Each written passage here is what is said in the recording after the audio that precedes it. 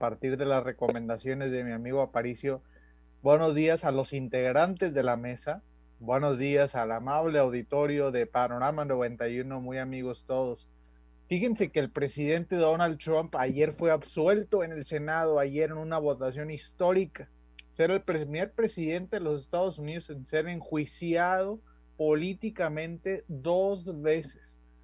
Ningún otro presidente de los Estados Unidos había pasado por este proceso, y mucho menos habiendo ya dejado la oficina de la presidencia, como es en el caso de Donald Trump. El voto del día de ayer fue de 57 contra 43, insuficientes para las dos terceras partes que se necesitan en el Senado para condenar a Trump, es decir, que como ya no es presidente, entonces en este caso la condena hubiese sido que ya no pueda volver a asumir la responsabilidad, la oficina de la presidencia. Entonces 57-43 no llegaron a los 67 votos requeridos para emitir esta condena. Con esta resolución legislativa renace la posibilidad de que el presidente Donald Trump regrese a la vida pública muy pronto y con amplias posibilidades de retomar el camino hacia una posible candidatura en 2024. Así como lo oye, amigas y amigos, renace la posibilidad de que Donald Trump regrese a la vida pública y con amplias posibilidades de retomar el camino hacia una candidatura en 2024.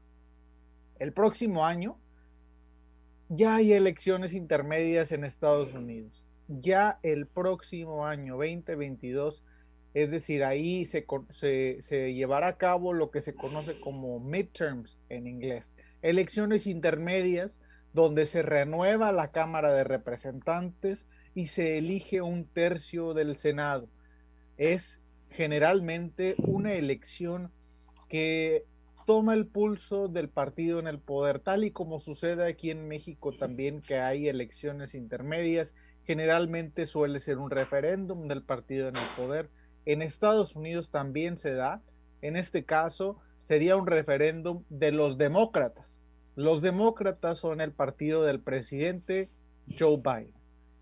Hoy ese partido, el Partido Demócrata, cuenta con una mayoría en la Cámara de Representantes, que es la Cámara de Diputados, y una mayoría técnica en el Senado, la Cámara Alta, solo por el voto del desempate de la vicepresidente Harris. Es decir, no es una mayoría muy sólida, pero mayoría al fin. Mientras tanto, en este mismo sentido político de Estados Unidos, político económico, el presidente Joe Biden ha emprendido toda su política pública, todo su capital político, con un énfasis muy particular en cotejar los votos para la aprobación de su paquete de estímulo económico. Un paquete de estímulo económico que se llama The American Rescue Plan, etiquetado en nada más 2 trillones de dólares. 2 trillones de dólares. El capital político del presidente Biden se apuesta con todo sobre un solo tema: la COVID-19. Desde que entró a la presidencia de los Estados Unidos hace ya casi un mes, el presidente Joe Biden se ha emprendido en fomentar una campaña del uso del cubrebocas, de la distancia, y a pesar de que los contagios en Estados Unidos se han derrumbado hasta un 70%, es decir, una buena noticia, aún, aún sigue muy alto el registro de la COVID-19 en Estados Unidos y en muchas partes del mundo. Teniendo en cuenta que no puede haber recuperación económica completa, amigas y amigos, lo hemos comentado ampliamente, que no puede haber recuperación económica completa hasta que se logre domar la pandemia.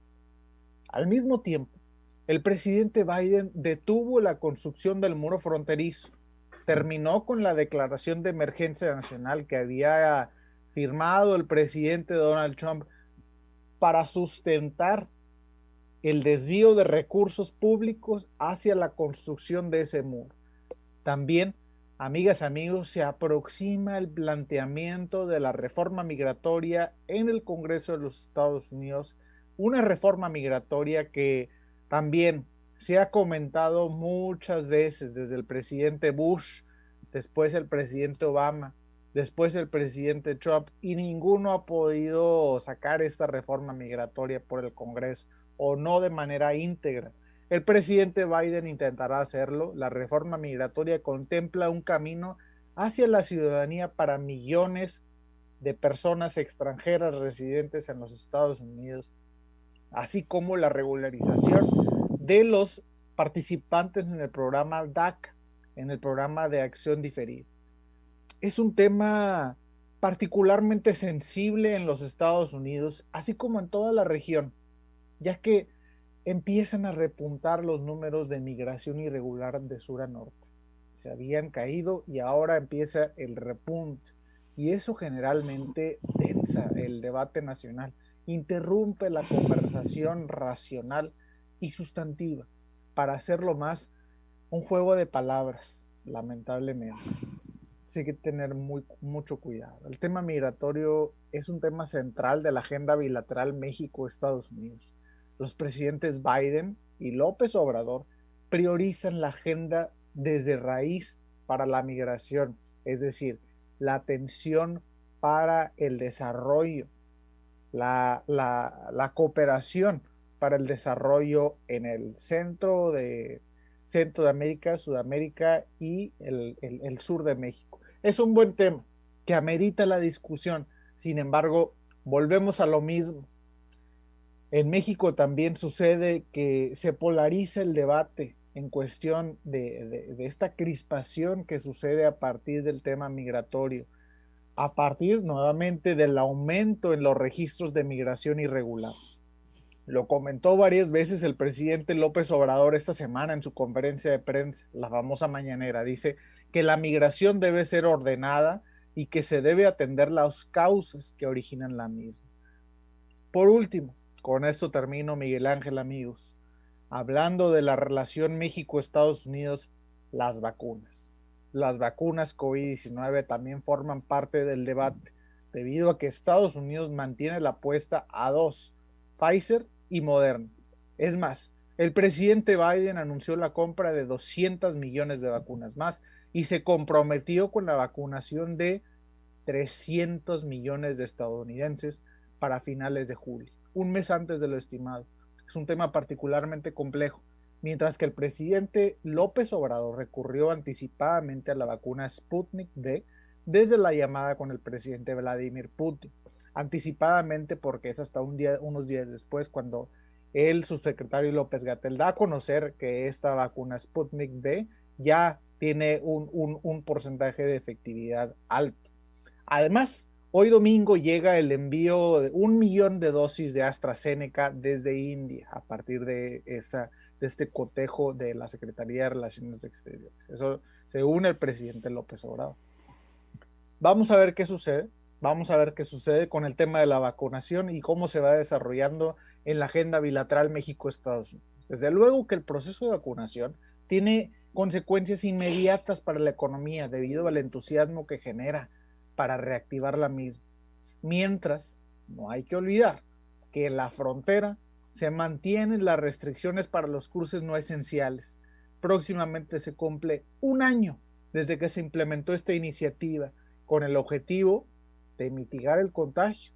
Sin embargo, este sistema no cuenta con una métrica que acompañe su implementación ni se acople a las idiosincrasias de cada comunidad a la que aspira a ser.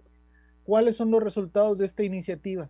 ¿Cuál ha sido el impacto económico de la pandemia a partir de las restricciones en los cruces no fronterizos? Eso lo dejo a su consideración, amigas, amigos. Esa es la reflexión de esta mañana. Muy buenos días.